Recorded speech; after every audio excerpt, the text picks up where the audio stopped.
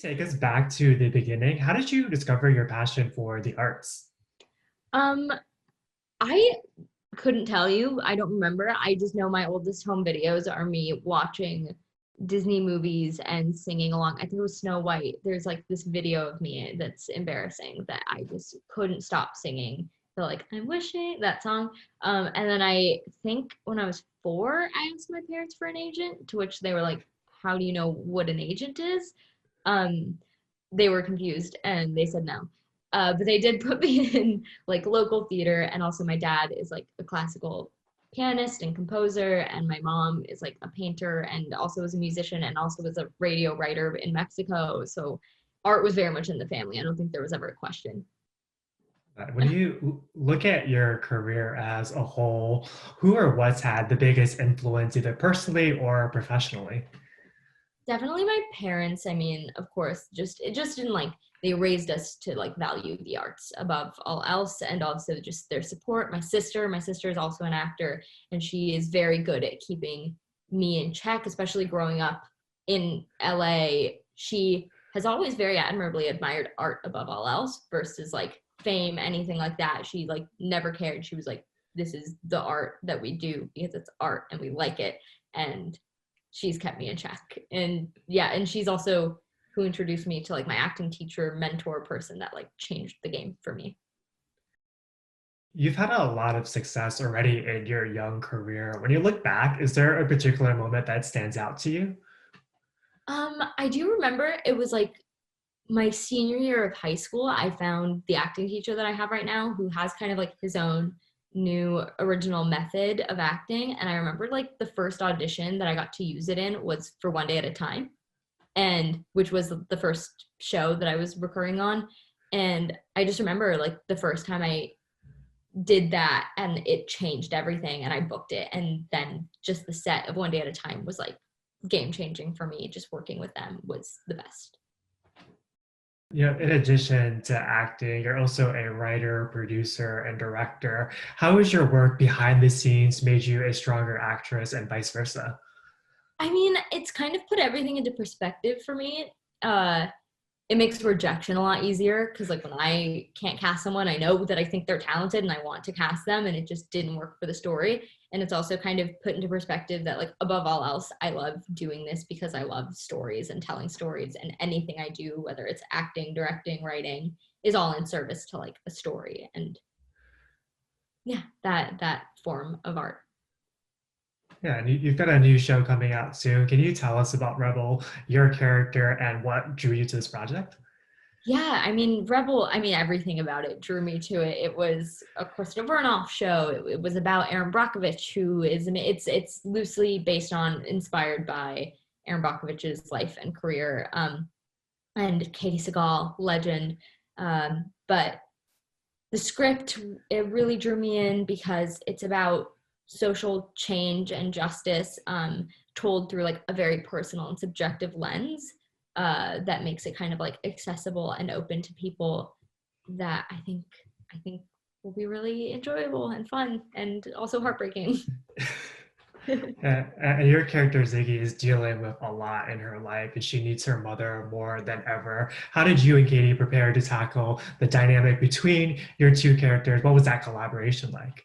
I mean, it kind of clicked from the start. We met at the chemistry read test. She had already, she was attached from the beginning, but we read together and the chemistry was just so fun. It's so fun to work with her. And then beyond that, just on set, she is not only like such a powerhouse, but such a nurturing presence that it's like we'll literally be doing scenes that are like harder for her that she like has to be very vulnerable for. And then she's like nurturing and lovely and kind in between takes to me. And I'm like, oh my God, Katie, why? Like, I'm the one making it.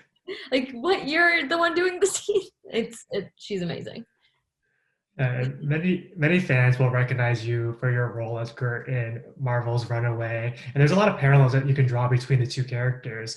What was the biggest thing you learned from your time on Runaways that you brought over to Rebel?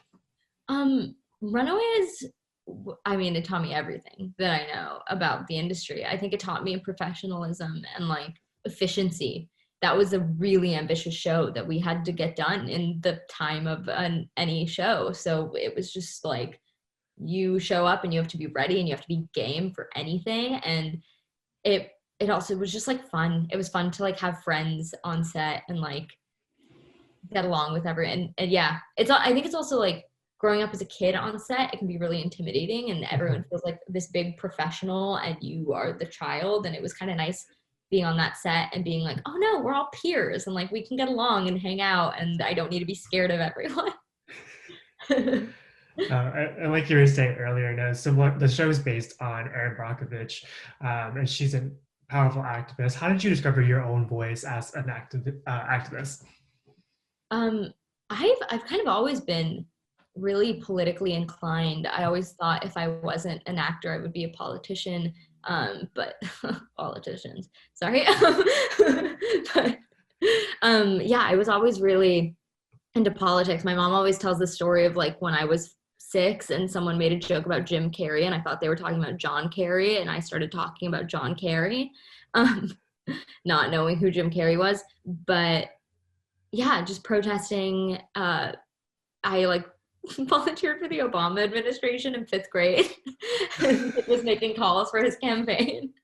Very, very silly stuff. But I've always really cared. And as I've grown up, I've realized that what I care about less so is the political theater and more so about the people that it affects and the way that we all, the thing I've just kind of been repeating to myself is like, no one asked to be born, no one asked to be here. We just have to be good to each other and make life better for everyone because life should be good. Why not? Yeah. Great. Yeah, great answer. If you had to describe the first season in a hashtag, what would it be and why? I feel like I've been asked this one before, and I'm just bad at hashtags. The answer. I mean, would hashtag rebel be rebellious? I don't know. I'm gonna go with rebellious. Yeah, that works. Hashtag groundbreaking. Yeah. And you've done it all in your career. What are you most excited for fans to see with this show and your character?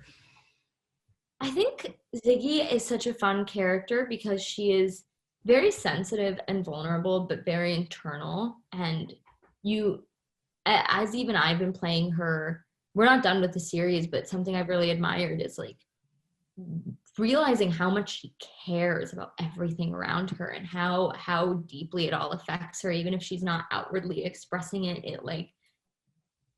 She is someone that cares a lot, and I admire her for that. Yeah. And then we just like to end all of our interviews with a pop culture speed round. Ooh, Do you have a guilty pleasure TV show? I not really. Oh, Bachelor, The Bachelor. Oh my god. I almost lied to your face. Sorry. What about a guilty pleasure movie? Um. Oh my god. Why can't I not? Why can I not think fast? Guilty pleasure movie. Maybe like I just watched the Snyder Cut. I thought it was good.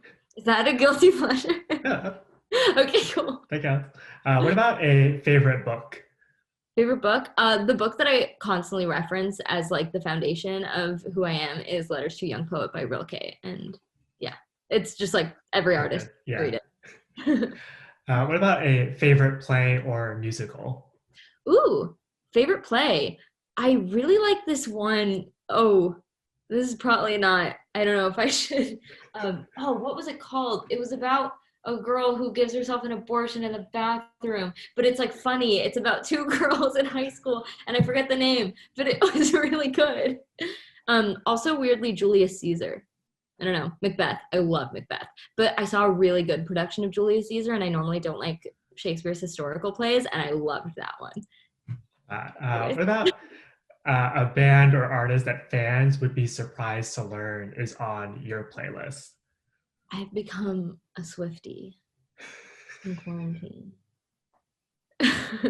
So good. Oh,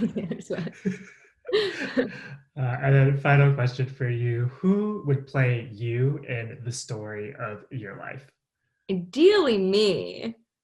Maybe my sister, I'd let her. Oh, okay.